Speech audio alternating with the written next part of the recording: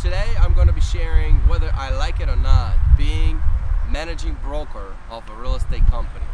So if you don't know who I am, my name is Oleg. I'm a real estate broker in Chicagoland, and I started in a business in April 2017, and in July 2021 I opened up my own company called Komar. It's a real estate brokerage. We sell in residential real estate here in Chicagoland.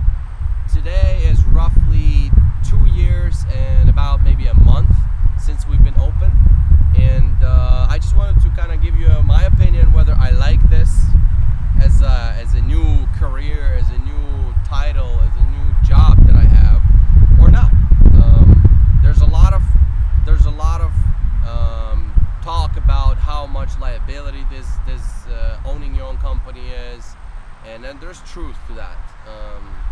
I'm just gonna share just to put things into perspective. I got licensed in 2017, April 2017. I passed my test, and then I already had a company lined up. I already knew where I'm going because I kind of was in joining parties of that office because of my girlfriend. Now she's my wife. She knew that office. She knew the managers of that office. So I already knew where I'm gonna go, and I was very lucky. Because I'm hearing stories where agents were just thrown into the office, just do whatever you want. There I could have some help. I had people to rely on, people to ask questions. I was lucky with the office, very helpful office and everything. And I was there for, from 2017 to 2021, that was 4 years. But how I got into the business was I didn't do much research. And that goes into how I do things. I don't do too much research. I just kind of feel it in my gut, and I think this could work for me. I'll figure out things later, but I think that could be my best thing, and let's go. And that's how I got into real estate. That's how I got my license. That's how I got into the office, and that's how I've been. I even sold all of the whole business that I had before real estate. I had a little, not too big of a real estate trucking business. I had a couple semi-trucks. Those semi-trucks, it was doing okay. I was making money, but I didn't feel like I'm going to be in that business for too long. And the things that I want to build are long-term. I want to build long-term things. If I can't be here, I might as well just shut it down and focus on something else, or I'll build it up to resell it. But I didn't feel like I would have enough energy to build it up and resell it. Anyway, so I kind of sold everything. I went into real estate full-time. That was, I don't know, was it a mistake, was not a mistake, because right now I tell everybody to do it part-time, but maybe for me it was better to do it full-time, because if I saw that something else produces more income than real estate, I would just focus on something else if I had a part-time job, rather than on the real estate, because I spend every single day probably 6 to 8 hours working on this thing. And I had nothing going on for 8 months. I had something showing up here and there. I saw some kind of results maybe happening, but nothing extra, no numbers hitting the bank account yet.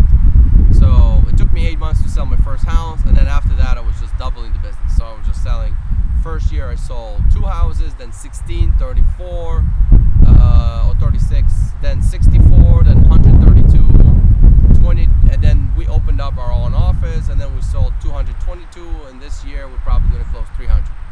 This year is market is slowing down, and we were hoping to do 400, but I'm now seeing that we're still growing. We're growing, and we're probably going to hit 300 sales. So how it actually came about? How did I actually decide to be a managing broker? Couple things. First of all, when I started in the business, I was listening to thousands of episodes on podcasts. Literally, maybe not 1,000, maybe it was close to 1,000, but it was just non-stop. A couple episodes a day from different podcasts. The best one was Real Estate Rockstars. Pat Hyben was the host. I listened to probably all of them, and I was actually interviewed twice there too. So which was pretty good. I reached out to them myself. I just wanted to kind of give back to the community. I picked up from different speakers, guests. I picked up tools that they're using, tools, avenues, lead generation sources, follow-up strategy, all that. Picked it up, and I designed my own system. I looked at a lot of people that are doing business on a high level. I saw what do they have in common with each other, and I'm going to tap into that. I went to Ryan Serhant in New York. I bought 100 of his books. He gave me 1 hour of his time. I asked him the questions that I needed to ask. He got me the answers that I needed to hear. I went back and I implemented. After being successful, and I think I was successful, I was doubling my sales every single year.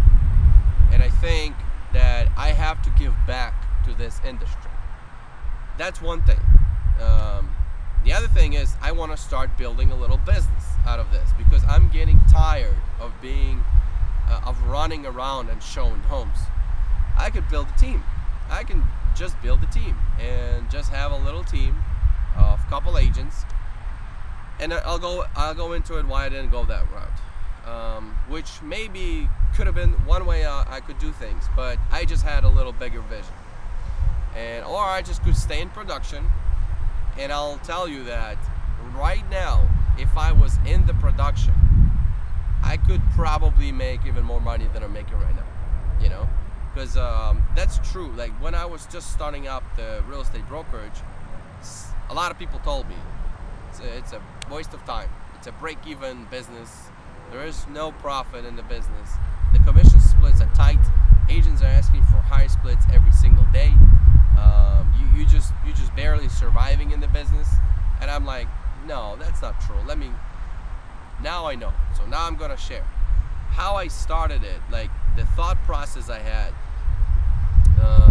was that first I feel like there's something about my knowledge about the business, and I'm seeing that agents just don't get it. I'm like, I want to share and I want to teach them how to do it, but I'm still selling, and I still have a big book of business and a full pipeline of leads that are coming in my way.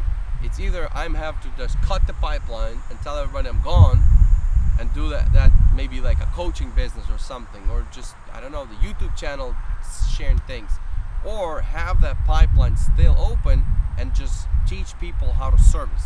So that's like, I'm either opening up a team or opening up the brokerage. Also, probably from my family, because my mother's side, they're all teachers. I really like teaching. I really like sharing knowledge. I'm always a long-term thinker, so I like to pour energy into someone, and then if that's value, if that's something that they really needed and it's helping them now, they're gonna be loyal and they're gonna stay, because people are loyal to value, and people are gonna stay and people are gonna work together. But if not, then that's fine. I'm okay with putting energy into people and having them leave, because in the real estate brokerage business, agents switch companies a lot of times, and they're always looking for better, grass is greener on the other side. There's better company always. There's a bunch of recruiters calling, asking for, hey, join us, we're the best. And then turns out they're not the best. And it's always like that. What actually attracts people is leadership. But I keep digressing. I always, when I'm creating content, I keep just, not really focused on the target when I'm going, but how I got into the business, real estate, opening up the company. I just didn't know what I didn't know. I wanted to start a company. I didn't want nobody ahead of me. I didn't want nobody to control what I can do. I didn't want a franchise. I didn't want nobody to dictate what I need to do. I'm young. I'm hungry. I'm busy. I'm doing a lot of sales. Why not just, build our own company?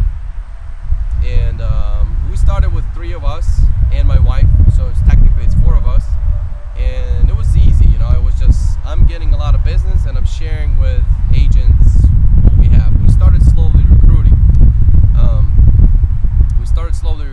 And we finished up the first year with 10 agents. Most of them were brand new agents, and we were just teaching them as we go. We would take the agent to the appointment, share how we show properties, how we email, how we negotiate, and things like that, and train agents up. And there was really no I mean, it's all. I don't have seller's guides. I don't have any folders. I have no for sale signs. I got no booties. I got nothing in the office. No printer. I got a software for agents.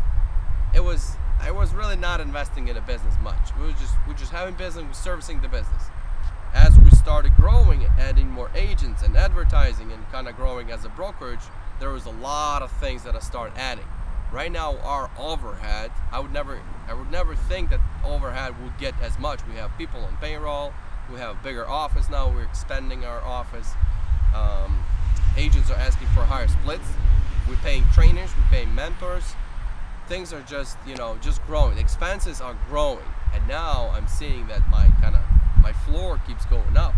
It's like you can't not sell. 2021, 2020, 2019, I could afford not sell because I don't have that much expenses. Right now expenses are probably roughly 25,000 a month. Just it goes out every month no matter what. And so there's a couple things that I like being a managing broker and a couple of things that I don't like. I'll start with what I don't like being a managing broker. So first of all, I think what I don't like is the liability that comes with having agents do things that you can't control. Yes, we have procedure manuals. Yes, we have trainings. Yes, we have twice a week trainings.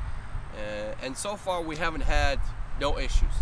But I can see them coming. I can see agents doing their own thing, and it's wrong, and it hits the brokerage. And so that's a big liability thing that is just never ending. It's never gonna be like, oh, it's the business that has no liability. It's like there's no big inventory expenses. There's no problems with a logistic chain, supply chain. I mean, it's easy, a bunch of people just selling product that they don't own. Pretty much that's what it is. But it's so highly regulated that if agents doing wrong things and saying wrong things, and so far we've been good. We're doing a good job of trainings, and agents are very ethical. We're doing a good job filtering through, but that's something you can't control. Sometimes it might happen here and there, and some agents might complain against others, and so you have to go to these disciplinary actions and stuff like that. The other one is slim margins. That's one of the biggest ones that I really don't like being a managing broker. That I'm kind of seeing right now. I don't like this business being so slim margin. If you're running it as a brokerage, traditional brokerage, and there's companies like flat fee companies, right? They just charge $300. I have no idea how they work. I have no idea how they invest money into agents, how they invest money into software, trainings, office space, all the material, merchandise materials, staff. Where's the money? How can you afford being alive and working and having the open business and run this business and even sometimes grow it with like a couple $100 a transaction? Like, it has to be thousands of transactions to afford one office space, and so, like, for those, I don't even know how they can afford, but like, it's in general, even if it's the traditional split model, brokerages, agents that produce ask for higher splits. Agents that don't produce, they're only using the office space and using your materials, printing and stuff. That's why offices have fees. Some offices have fees. We chose not to have fees. Since we're a brand new company, we're 2 years old, we're growing, and maybe down the road we're gonna have some fees. Maybe not. Who knows? Maybe we're gonna be a company with no fees forever, and everybody's gonna love it, and we're gonna be a thousands of agents company. That's the best in Chicagoland. I hope so. That's where we're going, at least. So the slam, that's really a biggest con. It's like slim margins. And right now, for me, I'm the chief operating officer of everything. I'm the chief everything officer. That's who I am. Like, there's checks need to be cut, I take care of that. Issues need to be handled, either admin support will do it or I will have to do it. A lot of times I'll have to step in. Some issues, the trainings, I mean, I'm trying to build systems in place right now, but we are only 51 agent right now company, and 20 agents are brand new, 30 are selling. So we are a little bit of a awkward teenager kind of company. We're not really at the level where we can afford leadership positions. We don't even have money for leadership positions yet. So I'll have to handle everything. So it hurts the sales that I'm doing. Right now I slowed down my sales big time. I used to sell 130 houses. Last year I sold 60 something. This year I'll probably sell 45 houses because I don't have time. If I'm going to be selling houses, I'm not going to be able to grow the business. It's hard to do two. And I have to do the content, and I have to take care of my family. Then I have to rest, and I have to read, and I have to other stuff. When I'm working with the buyers, how much hours goes to working with the buyers? Sellers, I still work with sellers, and sometimes with buyers too. So right now that is eating up my sales business, so I'm not selling, but that was the goal. I'm not opening up a company to still be in sales, because that just doesn't make sense.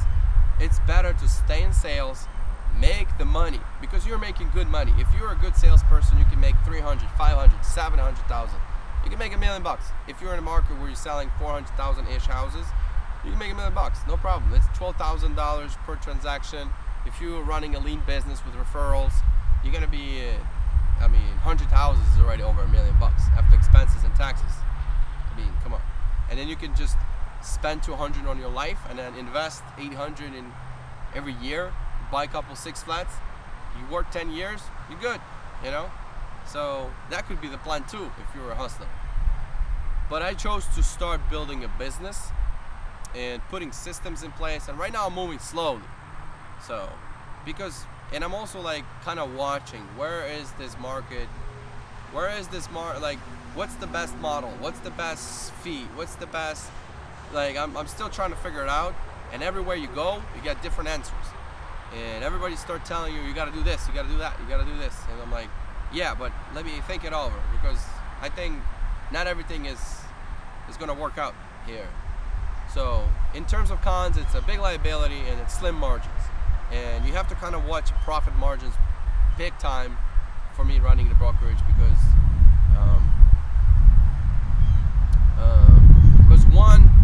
if you don't know how much you make per transaction, multiplying transactions is even digging a bigger hole. So it's only hurting you. So I'm right now I'm really, really moving slowly. And I really want to go faster, but I'm worried that I'm gonna trip and fall. That's my feeling. And right now, what I really don't like also is that I'm doing everything. I like to be a little bit more focused. I want to stay in a state of mind where I'm creative and where it's open. It's I don't deal with operations. That's my beautiful spot where I'm going to be the best. I'm going to think, I'm going to meditate, I'm going to feel which way we're going to go, and then I'm going to decide which way we're going, and then we have systems in place to support that. We're not there yet, so right now I'm doing everything. So I'm kind of seeing where we're going, and I know that I don't have enough time to just think and trying to decide where to go. I'm just doing the day-to-days, and plus I'm still selling, because if I don't sell right now, the thing is not making sense. So right now I'm fueling the business with my own sales. So in terms of pros, what I really like about this business is like I told you in the beginning, I like teaching. That comes probably from my parents. It's something that is in my mother's, all my grandfather and grandmother, they were teachers. My godfather, my sister's godfather, he's a teacher. I like all that side, all teachers. So I have that in me. I like to teach, and that gives me an opportunity. I really love our Friday meetings where we get together and I'm just sharing what I know. And I like to just chew it so I can give it to you, and you just have to swallow it, and then you'll have it. And I'll do it every day, no problem. And I enjoy it. And I'll probably do it forever.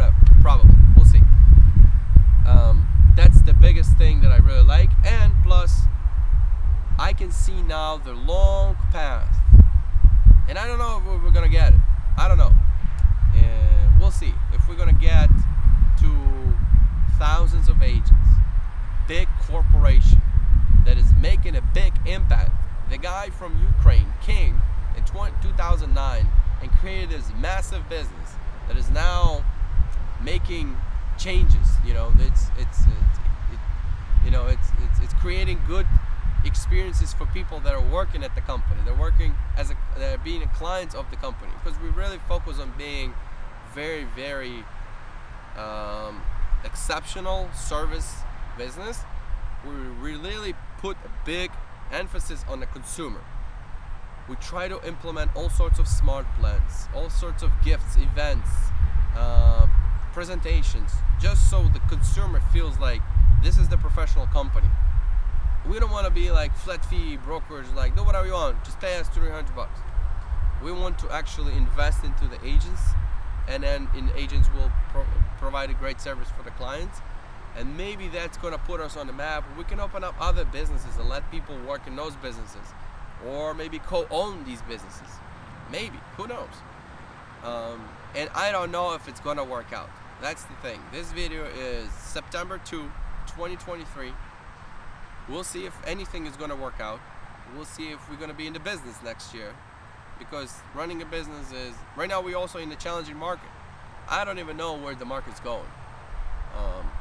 I think I do. I think the market's going to be appreciating slowly. The interest rates are going to be just jumping back and forth. But I don't know. Maybe they're not. Maybe things are going to something's going to happen. Another virus is going to appear, and the market's going to collapse. Or again, it's going to explode. Who knows? But to summarize everything, I make decisions too fast. I don't run analysis. I only do it after I made a decision. I kind of got a managing broker license. I didn't even know that after passing a test, I went online and did something, and I got an email back. Congratulations, you're on your own. You're no longer associated with Century 21. I'm like, what did I do? I gotta go back to my managing broker now. And I told him, like, I already did it. I don't know how I did it. Like, I don't build any plans. I didn't even have the spot lined up. I was lining up a spot after I got the office open, like not the office, but the company opened up at the state level. It's just funny how things work. And then that's how I got into the business. That's how I opened up the company. And then I figured out as we go. We didn't have even trainings every week. We have like a Zoom calls on Fridays. It was nothing. People would be just video off, just kind of listening to something. I really was not in the mood of providing much value. I always wanted to buy a bike. Never did. So I was rather not in the mood of providing much value. It's kind of like we're doing that Zoom. After that Zoom, nobody's like feeling anything. Probably if we wouldn't switch to in-person trainings every single week, we would have been probably at the same level, under 10 agents, probably. And one more thing. As soon as agents are growing, and if an agent sees that they are growing at a faster pace than the company, agents leave. That's right.